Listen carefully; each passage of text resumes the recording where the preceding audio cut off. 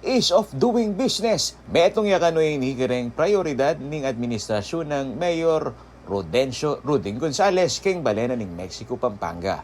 Nakakasiguro po kayo, sa akin bilang alkalde ngayon, aalisin ko po ang red tape. Kayong mga negosyante rito, siguraduhin ko po sa inyo na ako bilang alkalde ng bayan ito, ni isang sentimo, hindi po ako iingi sa inyo. Inamuyot na lamo naman ning pamuntok na ning balen, reng negosyante amamuhunan king Mexico.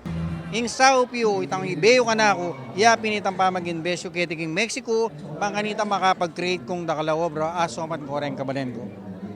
So may convince siya kanita, sabi ko sopan na kay sir. Pero ko po intindihan, ala akong adwan, ni metong asenti mo.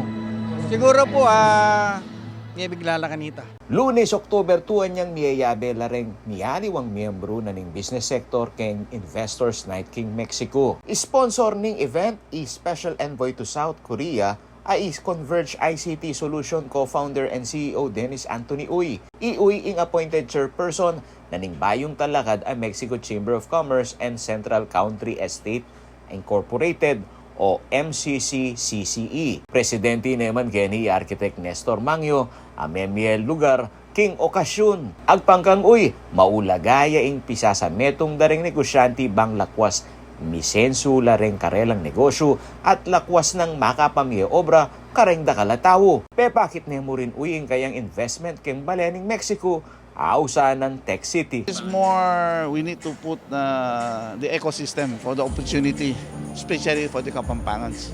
A lot of engineers graduate here, they just burida tambing nalulwal. Kasi you cannot blame them, wala naman puntalan eh. Ita concrete ng ating opportunity. Important to make a business organization to helping the Mexico to develop, no? So at this, karing businessman, they can encourage more business to come invest to Mexico. End of the day, the more investment, the better for job opportunity, right?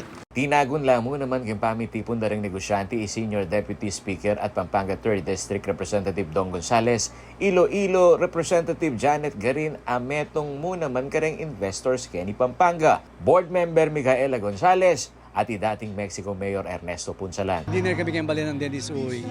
So karin may buo itang planong Mika Mexico Chamber of Commerce bang kanita ing approach to be professional at lalong munlad ing balen. Pagkasi ating metong chamber like Pampanga Chamber of Commerce, the Philippine Chamber of Commerce, lalong mamunlad.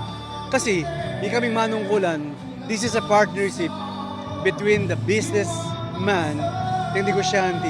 Ang po ba'y kaming manungkulan kayang national pong lokal. Ako yung kayong talasuyo ay Paulo G. Santos, ating pusong makabalen.